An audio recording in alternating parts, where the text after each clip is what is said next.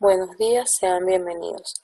Les habla la doctora Noelismar Camacho, residente del segundo año del posgrado de Medicina Física y Rehabilitación. En el marco del 57º Coloquios Médicos, Enfermería, Odontología y Nutrición del Hospital Militar Universitario, Dr. Carlos Arbelo, agradecemos al contraalmirante Luis Montaño Hernández, director del hospital, capitán de navío, Dr. Isabel Cristina Rodríguez, subdirectora médica, teniente coronel Dra. María del Valle Guerrero, presidenta de Coloquios Médicos, Dr. Eduardo Cerizagua, presidente de la Sociedad Venezolana de Medicina Física y Rehabilitación, coronel Miriam Chacón, jefa del Departamento de Medicina Física y Rehabilitación, mayor Dr. Estely Montaño, coordinadora del posgrado de Medicina Física y Rehabilitación. Agua, fuego, tierra y aire son los 4 elementos de la naturaleza y se pueden definir como las energías arquetípicas que tienen su efecto en nuestro ser. La teoría de los elementos es muy antigua y se originó debido a la observación de la naturaleza. La gente se dio cuenta de que se podía hacer un ciclo de creación o destrucción con las 4 cosas básicas de las que dependía para poder sobrevivir: el aire para respirar, el agua para beber, el fuego para calentarse y la tierra para comer. Si alguna de esas 4 cosas faltaba, el equilibrio y el ciclo se rompían, dando lugar a la muerte. Por lo tanto, según estos principios, dentro de nosotros tenemos los 4 elementos básicos de la naturaleza, y a medida que el ser humano individual va equilibrando la composición de sus elementos, aparece la paz, la salud y la estabilidad. En pro de garantizar este equilibrio perfecto de nuestro organismo y aprovechar las bondades de los elementos en el ejercicio de nuestra profesión con la vocación que no es otra que el arte de rehabilitar. A continuación les presentamos el taller de actualización, el uso de los 4 elementos en rehabilitación. Para iniciar con las ponencias del día de hoy, representando el elemento agua con el tema fisioterapia acuática, la doctora Ileirán Lara, médico cirujano egresada de la Universidad de Carabobo, Núcleo Aragua, especialista de medicina física y rehabilitación, diplomada en salud ocupacional, medicina antienvejecimiento y medicina estética. Actualmente, médico adjunto al Servicio de Medicina Física y Rehabilitación del Hospital Militar Universitario, Dr. Carlos Arbelo. Por el elemento aire, con el tema ozonoterapia en patologías de hombro, nos hablará el Dr. Emilio Naí, cirujano egresado de la Universidad Central de Venezuela, especialista en traumatología y ortopedia del Hospital Miguel Pérez Carreño, especialista en traumatología deportiva, mención hombro traumático y terapias biológicas en la Universidad de Columbia y la Universidad de Harvard, Estados Unidos. Médico celular egresado de la Universidad de Columbia. Actualmente ejerce como profesor para la Universidad de Columbia y la Universidad de Ginebra como médico celular aplicado a lesiones musculoesqueléticas. A continuación, la doctora Daibel Linares, con el tema modelado en barro como terapia de rehabilitación del neurodesarrollo, representando el elemento tierra. Ella es médico cirujano de la Universidad de Carabobo, Núcleo Aragua, especialista en medicina física y rehabilitación, diplomado en principios fundamentales de farmacia, actualmente médico adjunto al Servicio de Medicina Física y Rehabilitación del Hospital Militar Universitario Dr. Carlos Arbelo, médico adjunto al Servicio de Cuidados Paliativos, Hospital Oncológico Luis Racetti de Caracas. Por último, pero no menos importante, para hablarnos de las bondades del elemento fuego y el arte del uso terapéutico del calor, la licenciada en fisioterapia Dayana Rodríguez, TCU, y licenciada en fisioterapia, egresada del Colegio Universitario May Hamilton, maestría en educación superior en la Universidad de Columbus, Facultad de Medicina San José de Panamá. Actualmente ejerce como fisioterapeuta en el Servicio de Medicina Física y Rehabilitación del Hospital Militar Universitario Dr. Carlos Arvelo. Sin más que decir, en nombre del grupo de residentes de segundo año de posgrado de Medicina Física y Rehabilitación, deseamos que disfruten de las ponencias. Muchas gracias. Hola a todos, un placer. Soy la doctora Ileira Lara Aguirre, médico especialista en medicina física y rehabilitación. Con motivo de los coloquios de este año, el departamento tomó la iniciativa de hablar acerca de los 4 elementos en la rehabilitación. En tal sentido, a mí me corresponde hablarles acerca del agua, por lo que desarrollaré el tema fisioterapia acuática. Vamos a dar inicio a la intervención de una vez. Entonces tenemos que conceptualizar primero qué es fisioterapia acuática, y no es más que el conjunto de intervenciones por parte de un fisioterapeuta y dirigido a una patología o área en específico dentro del agua para aprovechar sus propiedades térmicas y mecánicas principalmente. Lo importante o lo que debemos resaltar con este tipo de intervención es que debe ser de la mano de un especialista en terapia acuática y que la misma debe realizarse dentro de un área específicamente diseñada para tal fin. Siempre existe mucha confusión acerca de lo que es hidrología médica y terapia acuática, y en muchas oportunidades se les llega a confundir. Y aunque ellas están realmente muy relacionadas y ambas se pueden aplicar de manera simultánea en un mismo paciente, no son lo mismo. Ya hablamos acerca de la fisioterapia acuática. Vamos a conceptualizar rapidito qué es la hidrología médica. Y no es más que la ciencia que trata el estudio de las aguas mineralo-medicinales y su aplicación en el organismo, bien sea un organismo enfermo o sano. Entonces, aquí en este pequeño diagrama tenemos las diferencias más importantes de una y otra. Tenemos que la hidrología médica va a utilizar las propiedades del agua, pero lo va a utilizar de manera tópica, sobre la piel, sobre el organismo, bien sea por inmersión o bien sea mediante la realización de masajes con dicha agua mineral-medicinal.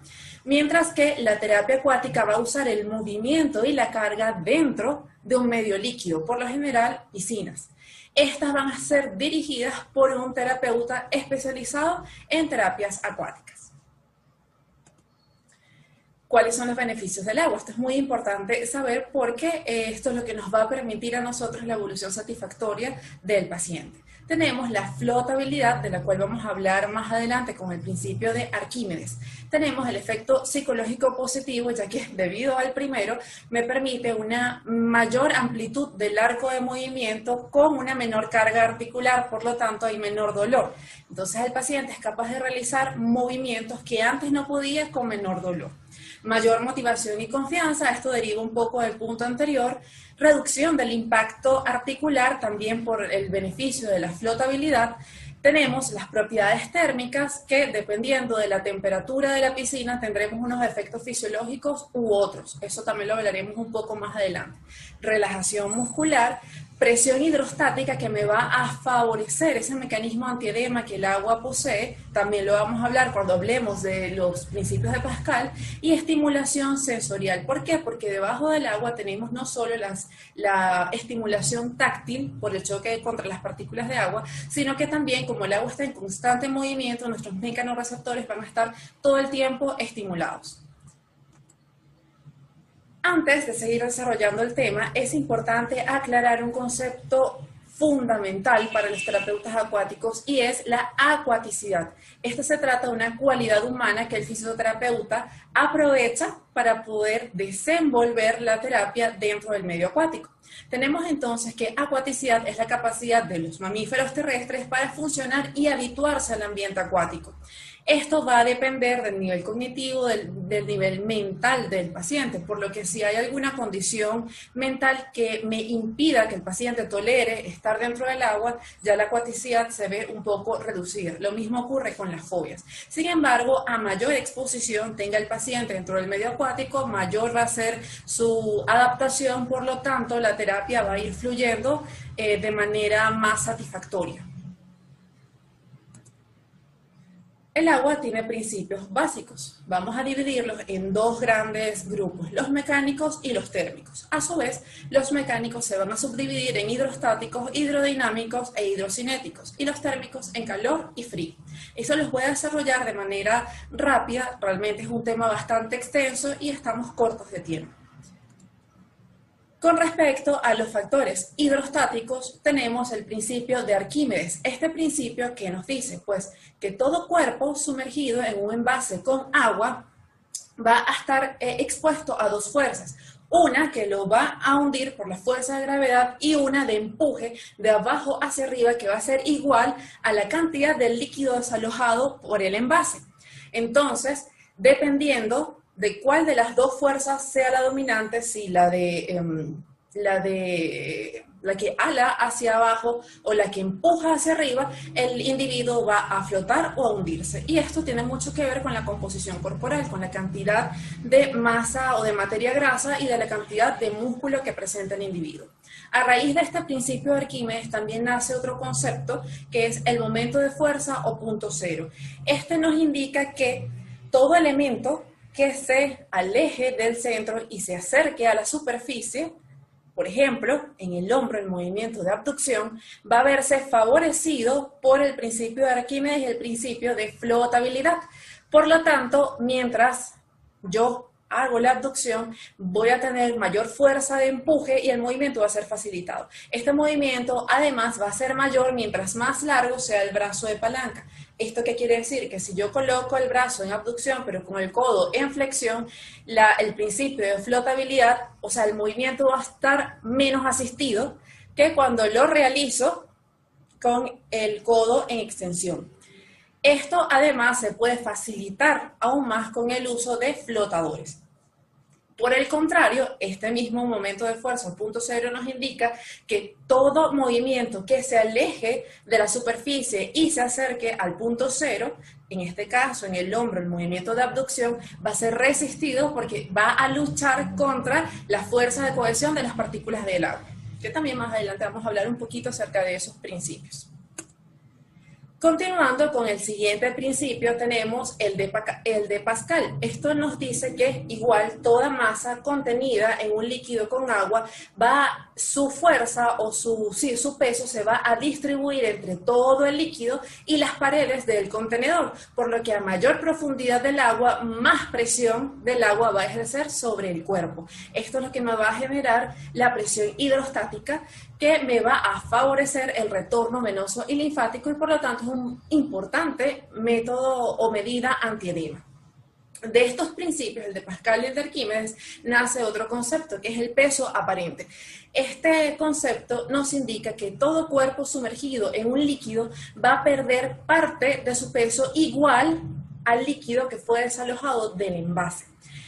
Se han realizado varios modelos experimentales en el que se ha determinado cuál es la diferencia de peso aparente, o sea, del peso que tiene un individuo o una masa dentro de un medio acuático y en medio terrestre. Entonces, aquí podemos ver una imagen en el que, por ejemplo, cuando el individuo está en inmersión total, tan solo pesa el 3% de lo que pesa, o de lo que es su masa en tierra. Si está en inmersión hasta el cuello, solamente en agua tiene el 7.5% con respecto a la tierra. En inmersión hasta las axilas el 20% y bueno, ahí tienen el pequeño resumen en la tabla. Por ejemplo, un individuo de 60 kilogramos con inmersión hasta las axilas dentro del medio acuático realmente tendría un peso de tan solo 12 kilogramos. Es decir, wow, estamos restando gran carga a nivel articular. Esto nos permite a nosotros una intervención y un movimiento precoz con respecto al trabajo que se realiza en tierra. Además de estos factores tenemos los hidrodinámicos. Estos van a ser todos los factores que me van a facilitar o me van a resistir un movimiento dentro del agua. Y son 4 grandes grupos. Tenemos la fuerza de cohesión intermolecular del líquido, es decir, lo que yo tengo que luchar para tratar de separar esas moléculas de agua. El segundo es la tensión superficial, que es la resistencia que aporta el agua en una superficie cuando está en contacto con el aire. Es por eso que los movimientos que nosotros tenemos facilitados cuando estamos en vertical, los resistimos cuando nos colocamos en horizontal. Por eso es importante conocer estos principios, porque dependiendo no solo del nivel de inmersión, sino de la postura del paciente, también podemos resistir o facilitar algunos movimientos. El tercer factor es la viscosidad. Esto nos indica que mientras más viscoso sea un líquido, pues mayor resistencia va a brindar al movimiento. Además, la viscosidad va a depender de la temperatura. El agua, que es el medio en que nosotros realizamos este tipo de terapias, realmente tiene una viscosidad muy baja. Pero, al igual que la densidad, podemos jugar un poco con ellas con la temperatura del agua. La densidad es la cantidad de masa contenida en determinado volumen de sustancia.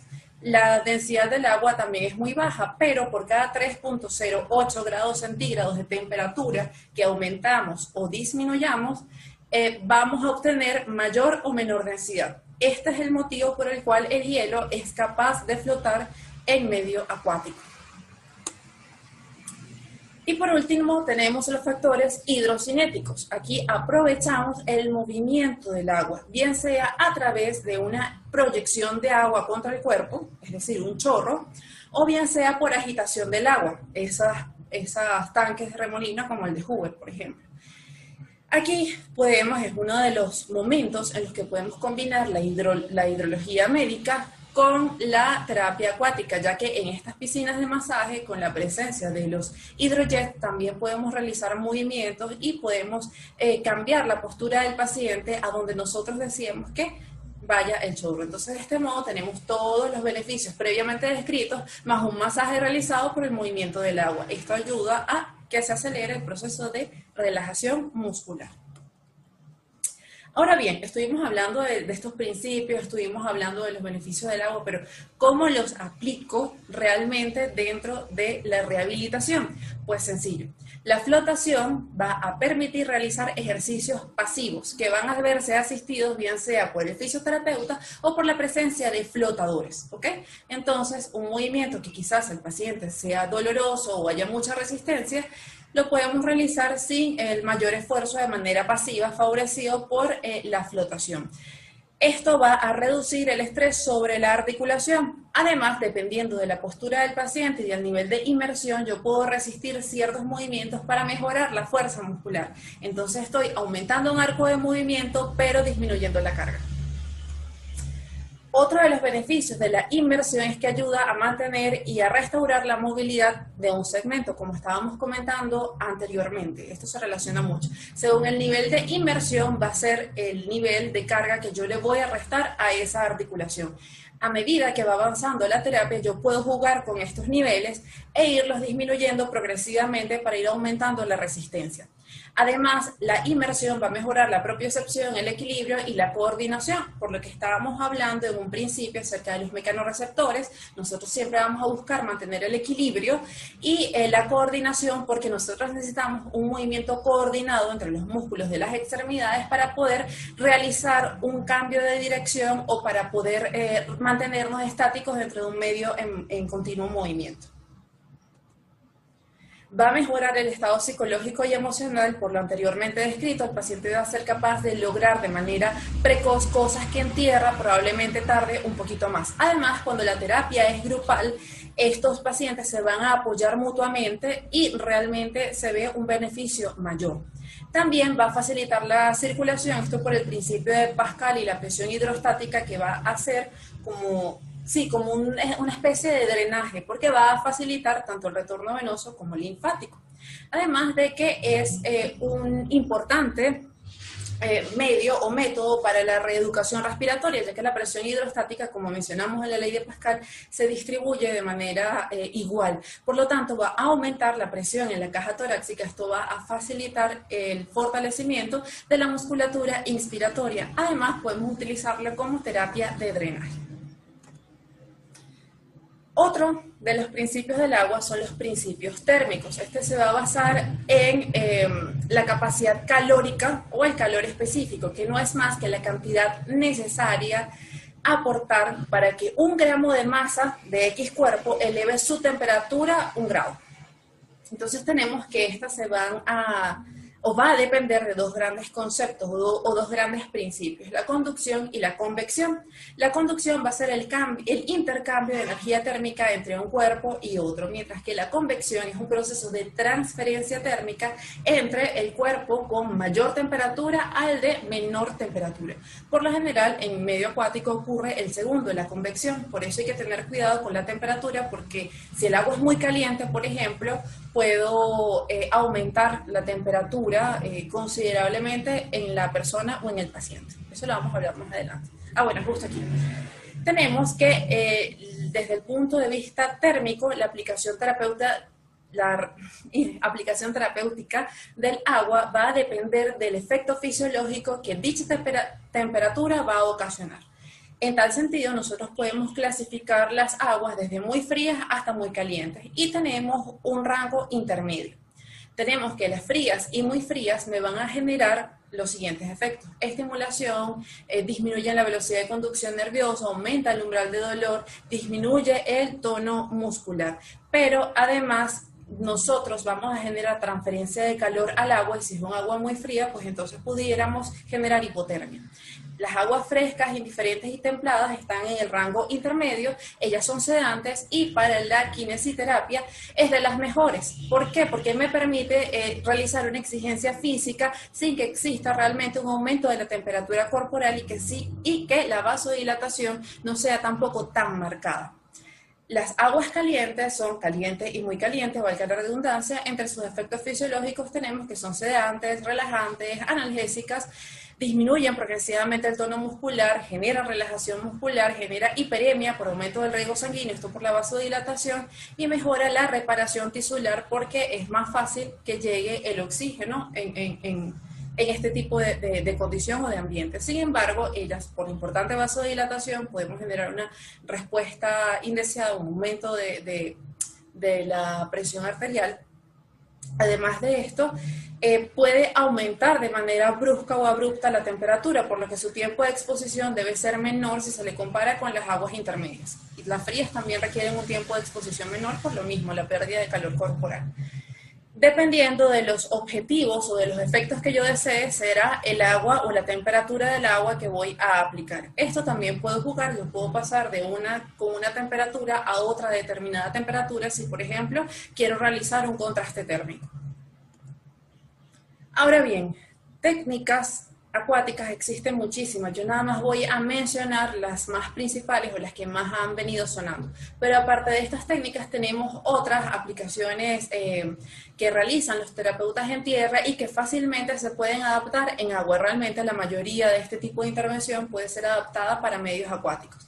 Tenemos Halliwick, que se basa en enseñar, o sea, son técnicas para enseñar a nadar a pacientes con trastornos neurológicos, bajo el principio de que si yo puedo facilitar el movimiento y el desplazamiento en medio acuático, el terrestre también se va a ver favorecido. ¿Por qué? Porque voy a fortalecer sobre todo la musculatura del core y las rotaciones, tanto transversal como longitudinal y transversal, porque en el agua podemos dar movimientos en cada una de las tres direcciones, ¿ok? También tenemos la terapia cráneo-sacral, es la misma, diseñada por el Dr. Sutherland, solo que ahora fue adaptada para trabajarse en medio acuático.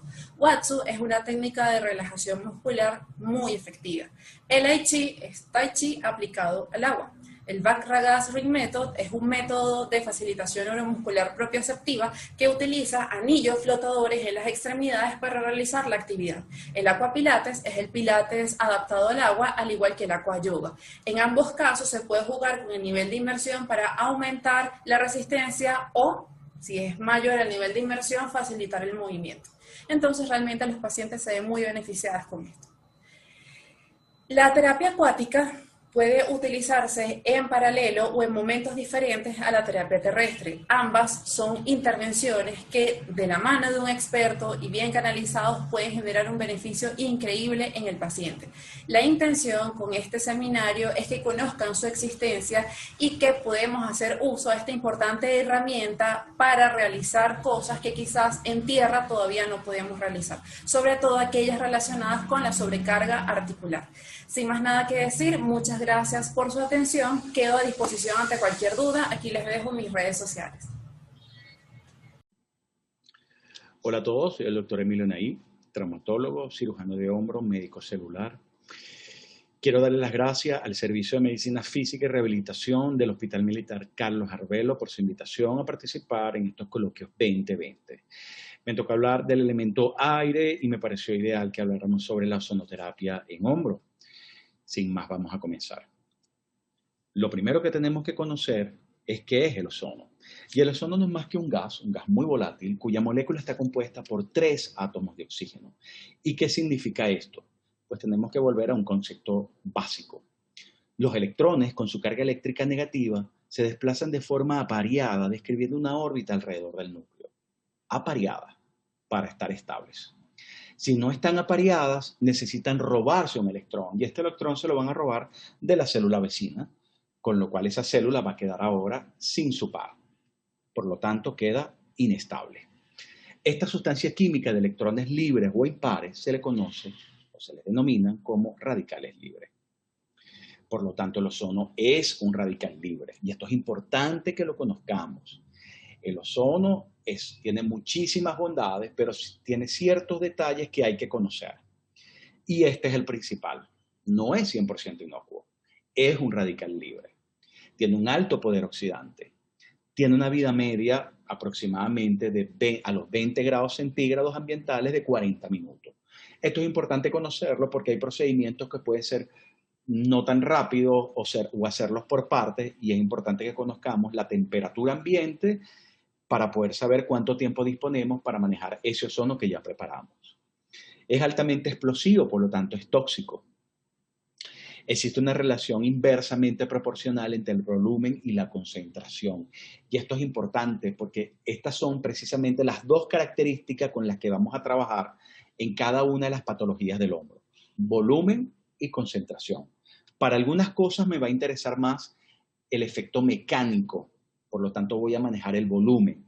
Pero para otras me interesa más la parte de la concentración del ozono que voy a utilizar, sobre todo si quiero manejar la parte regenerativa, nutritiva, oxigenante, etc. A altas dosis activa el factor kappa. El factor kappa producido por los radicales libres se considera hoy en día la base del síndrome inflamatorio celular, que es el origen de todas las enfermedades del hombre moderno. A altas dosis genera lisis de tejido. Suena muy mal, pero realmente no todo es tan malo. El ozono también tiene un altísimo poder desinfectante, tiene un altísimo poder purificante, elimina microorganismos como virus, bacterias, hongos, moho o esporas, gracias a su poder oxidativo. No deja residuos químicos por ser un gas volátil. Es fibrinolítico, es regenerativo y es altamente antiinflamatorio. Sobre todo estas 3 características finales, estas 3 últimas características, son las que más vamos a destacar en el tratamiento del hombre. 9 de las características en las cuales el cuerpo humano se beneficia del ozono, no vamos a entrar en detalle con ellas, nos vamos a enfocar directamente en a lo que vamos. Para la medicina son muchísimas las ventajas del uso de ozono comprobadas, aquí tenemos una lista de muchas de ellas, pero vamos a hablar ahora del reloj suizo del cuerpo humano, la articulación más precisa y a la vez más inestable de todo nuestro cuerpo. Esta lámina nos sirve para mostrar lo compacto que son cada una de las estructuras que forman la articulación del hombro. En cada una yo puedo trabajar, pero por supuesto no en todas voy a utilizar el mismo tipo de ozono. Yo puedo trabajar la articulación glenumeral, tanto el cartílago como el labrum, como inclusive la cápsula articular. Puedo trabajar los tendones, tanto del manguito rotador como de la musculatura periescapular. Puedo manejar la musculatura, puedo manejar cualquiera de las bursas y puedo también manejar otro tipo de articulación, como puede ser la articulación acromioclavicular, que es una articulación con menico, o es la escapulotorácica, que es una articulación que se mantiene por la musculatura y por una bursa. Para cada una de estas patologías existe un protocolo específico, por lo tanto no puedo trabajar lo mismo con todo. Por lo tanto, ¿qué es importante aquí saber? ¿Qué es lo que voy a trabajar? Y para yo poder saber qué voy a trabajar, tengo que tener muy claro el diagnóstico del paciente. ¿Para qué lo quiero? Para uso articular. ¿Cuál articulación? La articulación del hombro tiene 3 articulaciones totalmente diferentes una de la otra. Como hablamos ahorita, tenemos la articulación escápulo-torácico, que es una pseudoarticulación, pero funciona como una articulación. Tenemos la articulación acromioclavicular, que es una articulación pequeña, compacta con menisco. Y tenemos la articulación glenohumeral, que es todo un compendio de patologías posibles solamente de cápsulas. Es para tendones. ¿Qué es lo que yo quiero lograr o tratar con el tendón? Es un tendón inflamado crónicamente que no logro bajar de volumen o bajar la inflamación. Es un tendón que ya tiene una tendinosis o degeneración grasa del mismo. ¿Cómo es esta tendinosis? ¿Es una tendinosis difuminada en todo el espesor del tendón o es una tendinosis que está acumulada en la inserción del tendón al hueso, en el caso del supraespinoso en el troquíter, en la zona roja? Es un tendón que ya tiene fibrosis, es un tendón que tiene desgarros a repetición, que para cada uno el tratamiento es diferente. ¿Qué quiero tratar? La musculatura. Pero específicamente, ¿qué? Es una musculatura que acumula ácido láctico, que perdió su capacidad de relajación, es una musculatura que está acidificada, es una musculatura que tiene nudos musculares, es una musculatura que tiene un desgarro agudo o es una musculatura que tiene desgarros a repetición por una fibrosis que formó un primer desgarro y no se pudo tratar a tiempo. Fíjense ustedes lo complicado que puede ser si no tenemos un diagnóstico claro. Para las bursas, muy bien. Pero es que no todas las bursas las puedo tratar igual. Entonces, es una bursitis, o sea, es una bursa inflamada, es una bursa degenerada, es una bursa fibrótica, es una bursa calcificada. Para cápsulas, bueno, ya hablamos. Es una cápsula que está fibrótica. ¿Qué parte de la cápsula está fibrótica? Es un hombro congelado, es solamente una restricción fibrótica de la cápsula posterior, que es lo que acompaña la inflamación del supraespinoso. Es una restricción fibrótica del fondo de saco que yo quiero lograr. Yo quiero estirar esa cápsula, quiero romper adherencias que para la porción larga del bíceps, pero para su segmento intraarticular o su segmento extraarticular. Fíjense que de cada zona que yo quiero tratar, tengo un abanico de opciones de patologías que pueden estar presentes y que van a requerir un tratamiento diferente una de la otra en cuanto a la terapia de ozono. Volvemos a lo mismo con esta lámina. Podemos ver ahora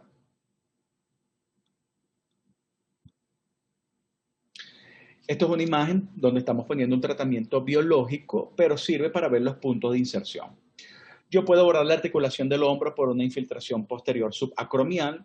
Yo prefiero siempre la posterior, porque por la posterior yo no solamente puedo trabajar la parte subacromial, sino que puedo también trabajar la articulación acromioclavicular, puedo trabajar también la cápsula glenohumeral, puedo trabajar todos los componentes del manguito rotador, la inserción de los tendones en la cabeza del húmero, etc.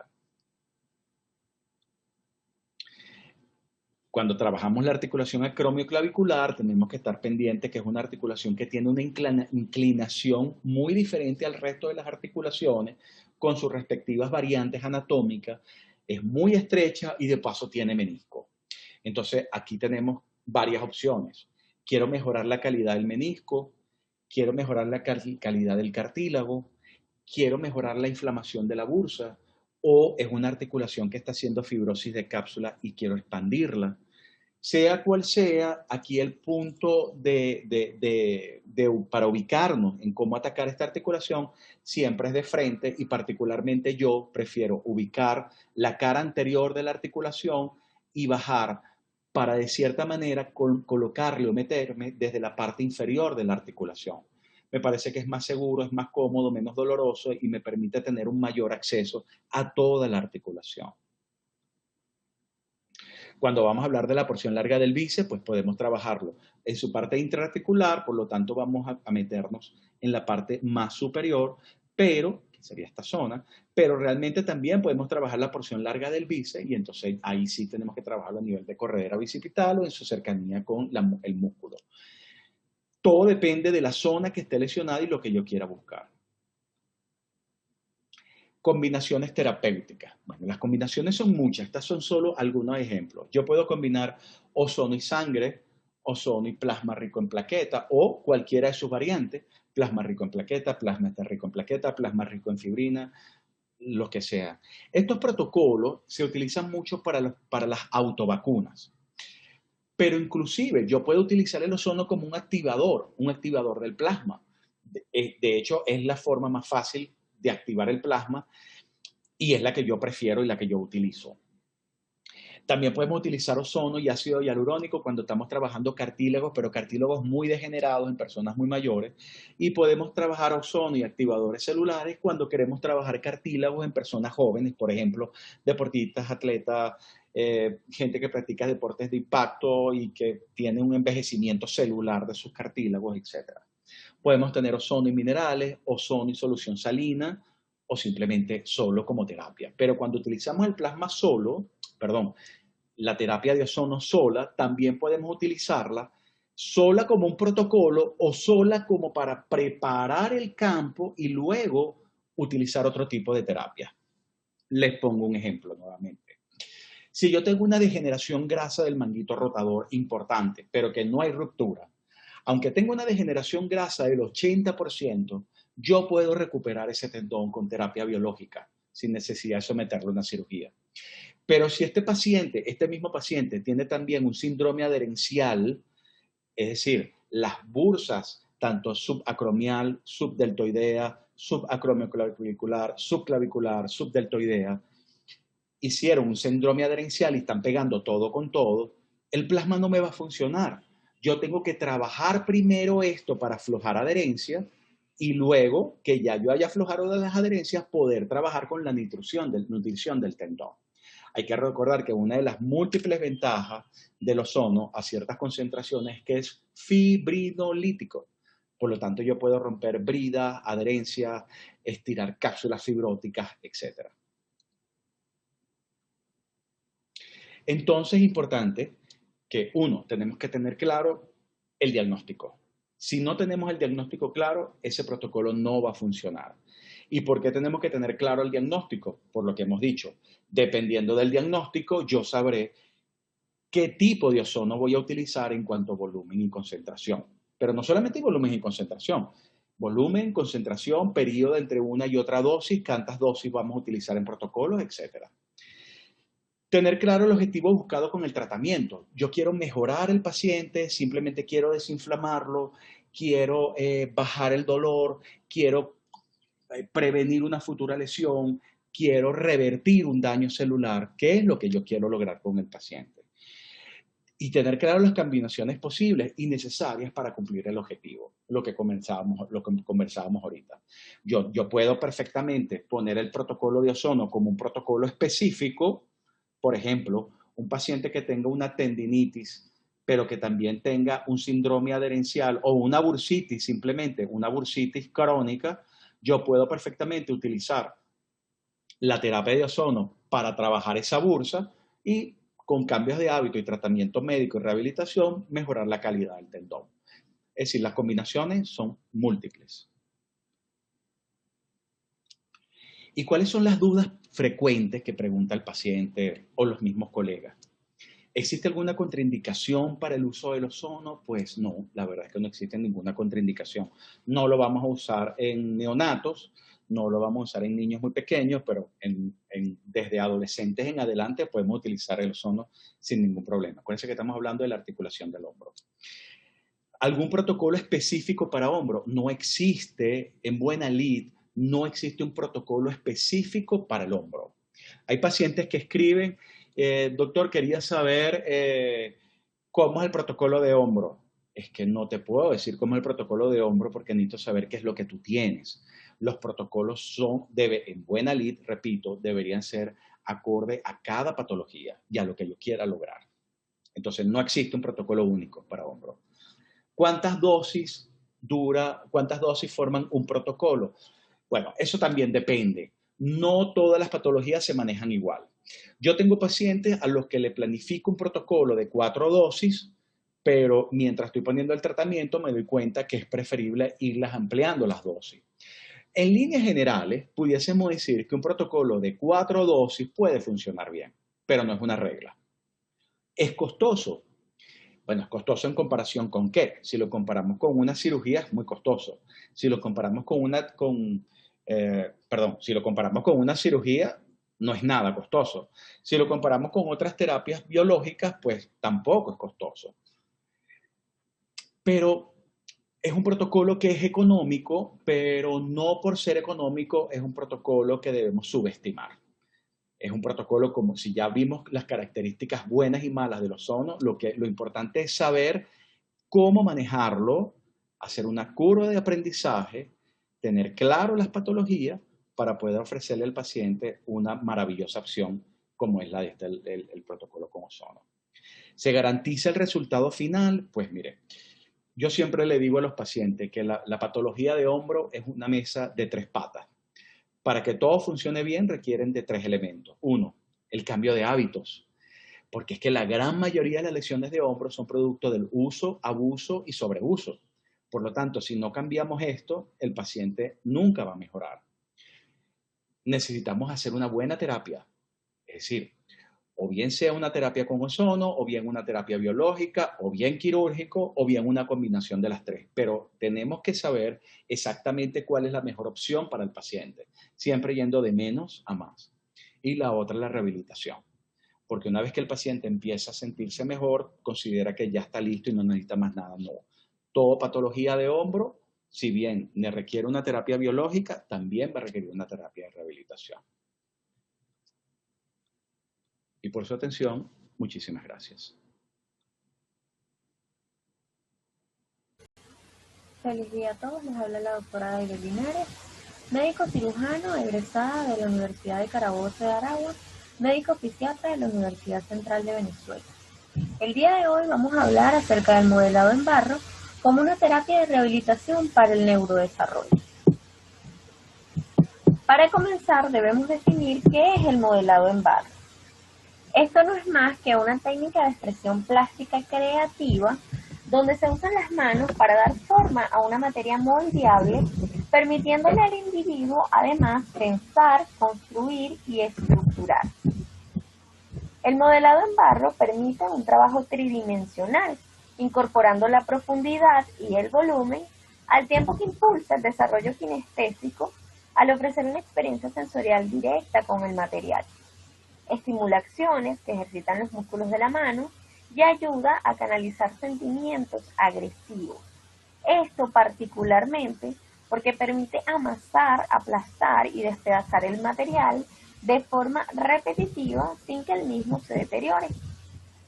Los beneficios del modelado son permitir desarrollar capacidades como la percepción espacial, observación, concentración, atención y creatividad, habilitar la coordinación dinámica manual por medio del juego, de movimientos dígito-palmares y del equilibrio de la tonicidad manual. Por otra parte, satisface las necesidades de descubrir y conocer las características de la plasticidad y la resistencia del material. Fomenta en el niño la conciencia de formas, colores, tamaños, volumen y los efectos de la gravedad. Permite sentirse al niño orgulloso de las creaciones y liberar tensiones mientras que amasa, raspa, tritura y aplasta el barro. Facilita el desarrollo de la creatividad y de las expresiones de sentimientos. Y por último, favorece el desarrollo de la precisión dígito-palmar al sensibilizar la mano para el uso del lápiz. Debemos tomar en cuenta que las mayores dificultades que circunscriben el proceso de aprendizaje en el niño en edad escolar tienen que ver con 3 causas fundamentales.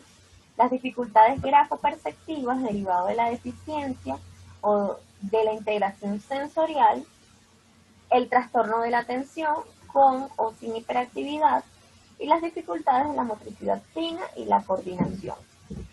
Bajo estas 3 premisas vamos a ver cuáles son los beneficios del modelado en barro en los niños con dificultades o con limitaciones durante el neurodesarrollo. Entonces, bien, la utilización de esta técnica favorece la grafomotricidad debido a los siguientes ítems. Va a permitir el adiestramiento de la yema de los dedos, la aprehensión y la percepción del instrumento, facilita el dominio de la mano, estimula la disociación de ambas manos, ya que una se debe utilizar como instrumento y la otra como soporte, permite la autonomía de los dedos, favorece la separación digital y propicia la coordinación general de manos y dedos.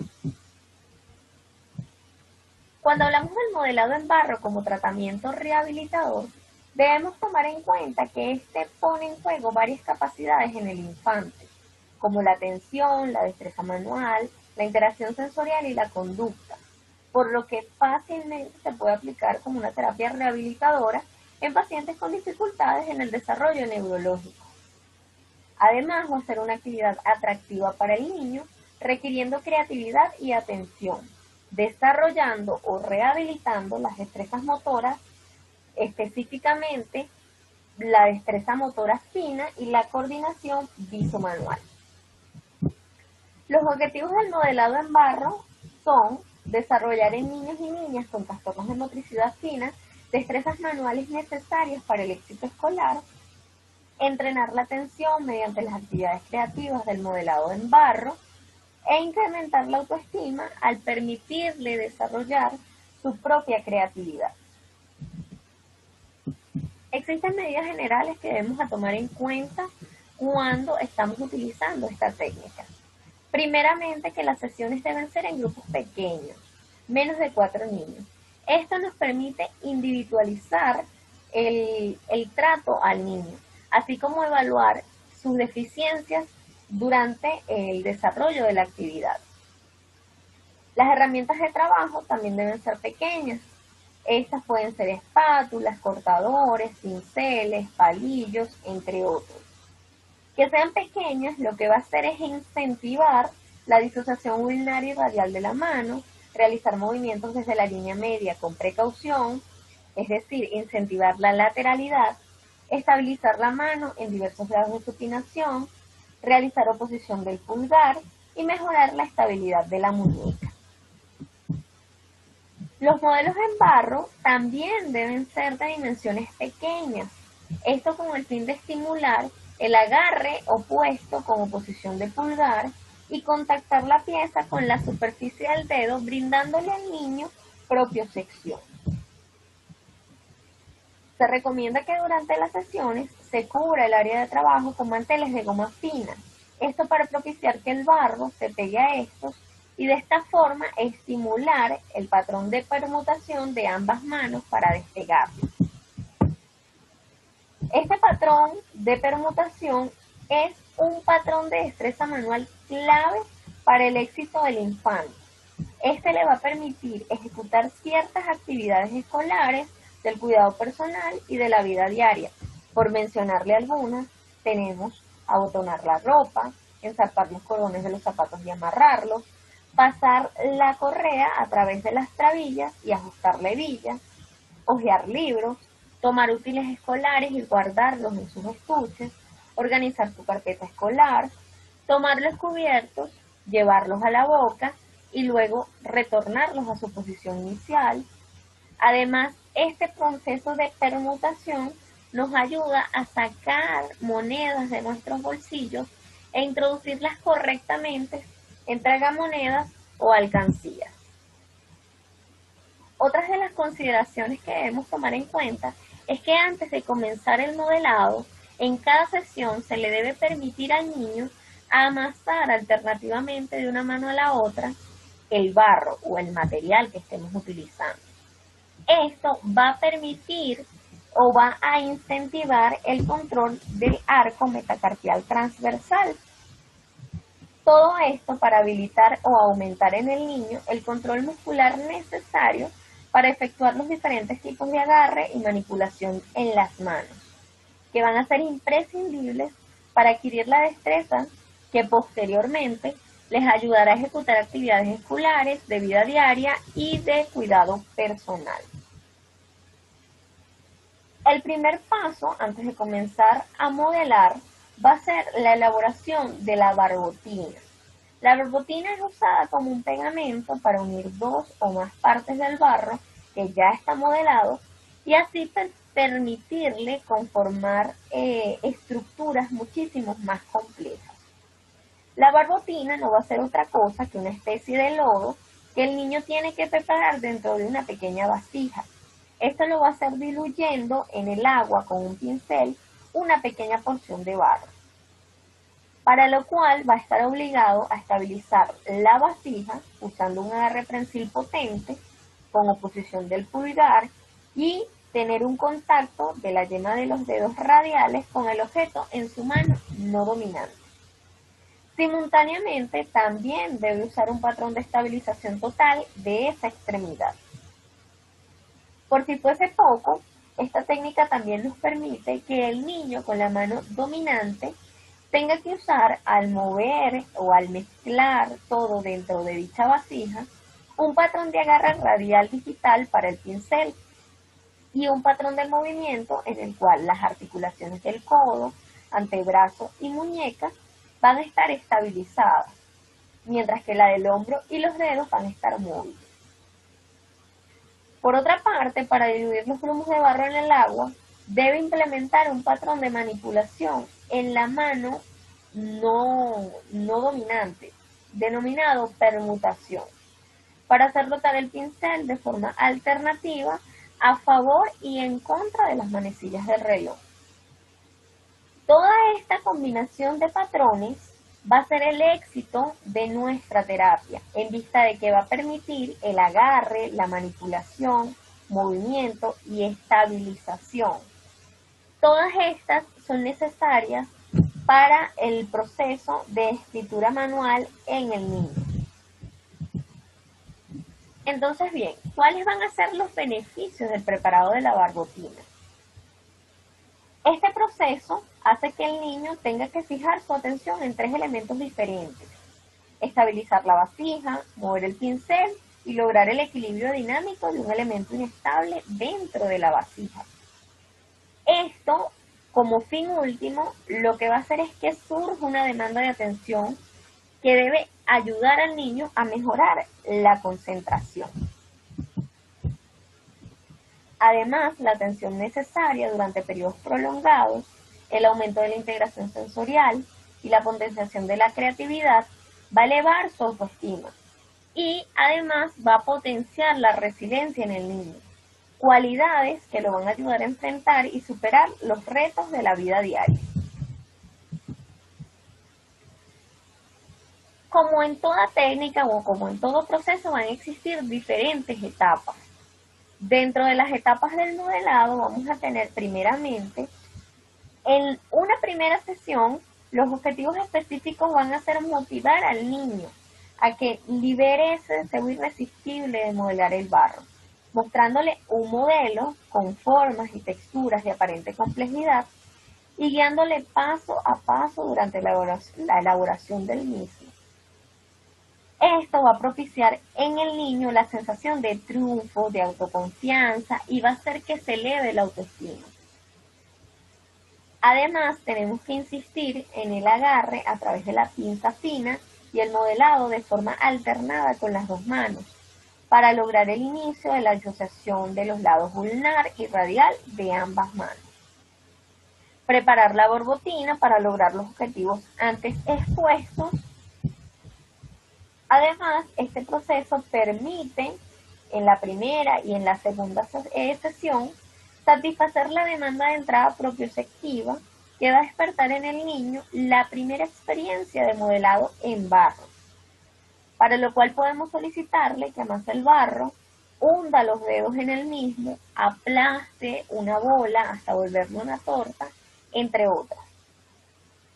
En el resto de las sesiones nos debemos enfocar en el trabajo de la modelación en barro de figuras que exijan el uso de patrones de destreza manual cada vez más complejos, según el orden secuencial de desarrollo de estas habilidades, y además debemos implicar cada una de ellas en los objetivos propuestos.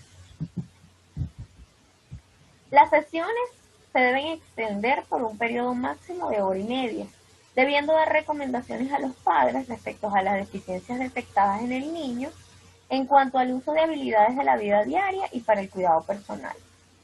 Todo esto con el fin de incrementar a través del trabajo constante en casa y bajo la supervisión de familiares el conocimiento táctil, la regulación de la presión, la discriminación táctil y la destreza manual general. Ahora bien, en conclusión, la técnica del modelado en barro estimula la psicomotricidad en el infante, por lo que es bastante útil para la rehabilitación de las destrezas manuales en pacientes con afectaciones de la motricidad fina. Por otra parte, resulta una terapia importante para el entrenamiento y la atención en niños y niñas con trastornos de atención con o sin hiperactividad, porque resulta una técnica novedosa y atractiva para el niño. Además, permite desarrollar la creatividad y mejora el autoestima de estos pacientes al sentirse capaces de lograr la creación de obras de forma independiente. Esta actividad favorece la adquisición de hábitos de limpieza personal y del material utilizado, así como el reconocimiento y aplicación de normas de seguridad ante el trabajo. El modelado en barro permite el desarrollo de habilidades y destrezas intelectuales motoras y socioafectivas en el niño. El llamado entonces es a implementar esta técnica en nuestras salas de rehabilitación, en el aula escolar y en casa. Por su atención, muchísimas gracias.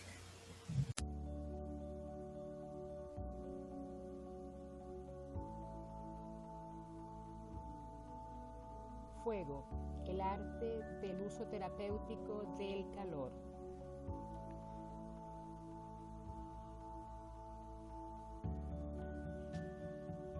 Para entender lo que es el calor físicamente se recurre al modelo molecular. Las moléculas que componen la materia están en movimiento constante y se caracterizan por una cierta cantidad de energía cinética o energía de movimiento, que pueden transmitir a otras moléculas a través de choques. Esta energía está relacionada directamente con la temperatura, ya que esta será mayor cuando los choques de las moléculas se aumenten.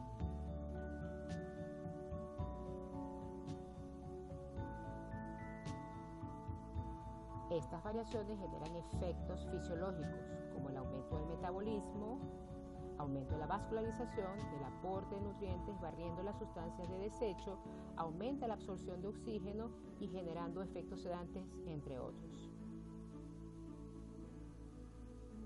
El cuerpo humano es un organismo homeotérmico, es decir, necesita mantener una temperatura constante de 37 grados Celsius aproximadamente. Ahora bien, en las capas superficiales, la temperatura no es constante. De hecho, existe una diferencia de 5 grados Celsius a 10 entre los niveles más superficiales y las capas más profundas.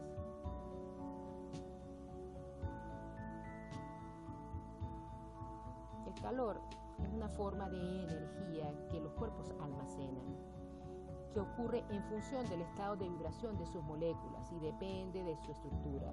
La diferencia de temperatura existe entre los cuerpos hace que el calor se transfiera de un cuerpo a otro por rozamiento. El calor pasa de un cuerpo más caliente al más frío.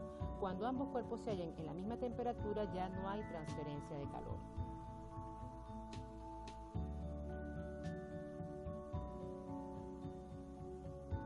El calor ha sido usado para propósitos médicos durante siglos desde la antigüedad. Se recomendaba el uso de calor para tratamiento de ciertas enfermedades.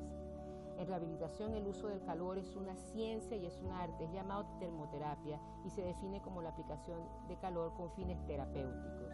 Por norma general se puede decir que la aplicación de calor varía de entre 10 a 30 minutos, aunque depende del tipo de calor y las técnicas concretas con que se utilice. La termoterapia superficial y profunda, por conducción, convección, conversión, en las diferentes modalidades. Los mecanismos de transferencia de calor, como la conducción, donde existe una transferencia de calor entre superficies que están en contacto. Por colisión molecular directa, la energía térmica pasa de lugares de mayor temperatura a lugares de menor temperatura.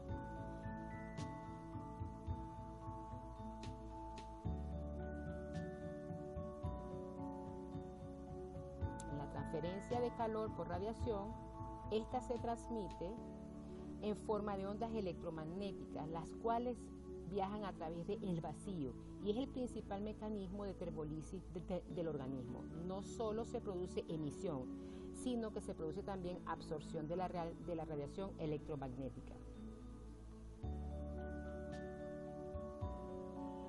Por convección, la transferencia de calor de un lugar a otro es por el movimiento de los fluidos. Consiste en la transferencia de calor, por ejemplo, a través de un líquido.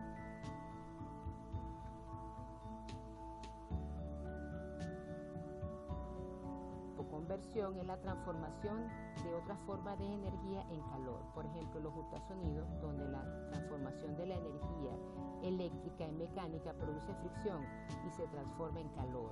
Otro ejemplo son las altas frecuencias, donde la energía electromagnética desarrolla corrientes inducidas dentro del organismo que producen calor desde la profundidad hacia la superficie.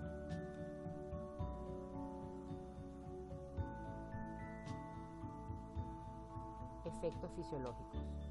El metabolismo, el calor aumenta y acelera las reacciones químicas, aumentando el mismo. En teoría, aumenta la captación de oxígenos y la liberación del mismo en los tejidos, porque la hemoglobina libera el doble de oxígeno a 41 grados Celsius, acelerando las reacciones químicas. Hemodinámicamente, a través de la circulación, se mantiene la temperatura corporal. Cuando se aplica calor, se disminuyen los impulsos adrenérgicos, circulando la sangre hacia los plexos venosos y permitiendo el barrido de las sustancias de desecho y nociceptores. Los efectos neuromusculares. El calentamiento también afecta la fibra gamma en el músculo. La disminución en la sensibilidad al estiramiento del uso muscular que esto provoca, así como los reflejos desencadenados por los receptores de temperatura, pueden constituir la base fisiológica para la relajación del espasmo muscular, observado clínicamente cada vez que aplicamos calor. La elevación de la temperatura alrededor de los 42 grados disminuye o bien detiene la conducción de las fibras Y. Con esto produce un aumento de la conducción de las fibras IB del órgano tendinoso de Golgi y la activación tónica se reduce. Se presenta un efecto sedante cuando en la aplicación de calor a un nervio periférico se produce un aumento en el umbral del dolor en el área inervada por el nervio, sin afectar su función motora.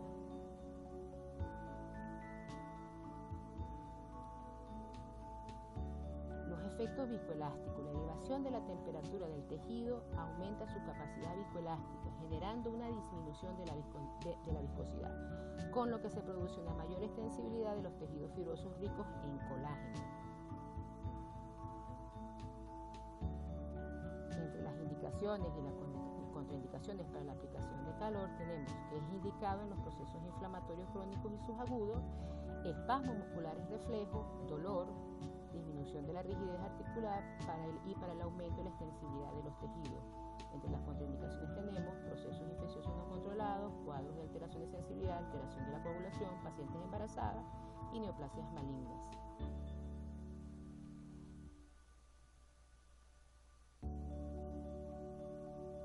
En la actualidad, la práctica basada en la evidencia permite mantener el uso del calor como agente terapéutico de elección común para promover respuestas fisiológicas que acompañen al paciente en su proceso de la recuperación de las perturbaciones de movimiento con efectos sedativos, de modificaciones metabólicas, de las fibras de colágeno, cambiando con ello la respuesta funcional posterior a una lesión. En cuanto a la reeducación muscular, el aumento de la fuerza muscular, la normalización de la sensibilidad y permitiendo el restablecimiento de las actividades de la vida diaria, laboral, deportiva, afectiva y de recreación.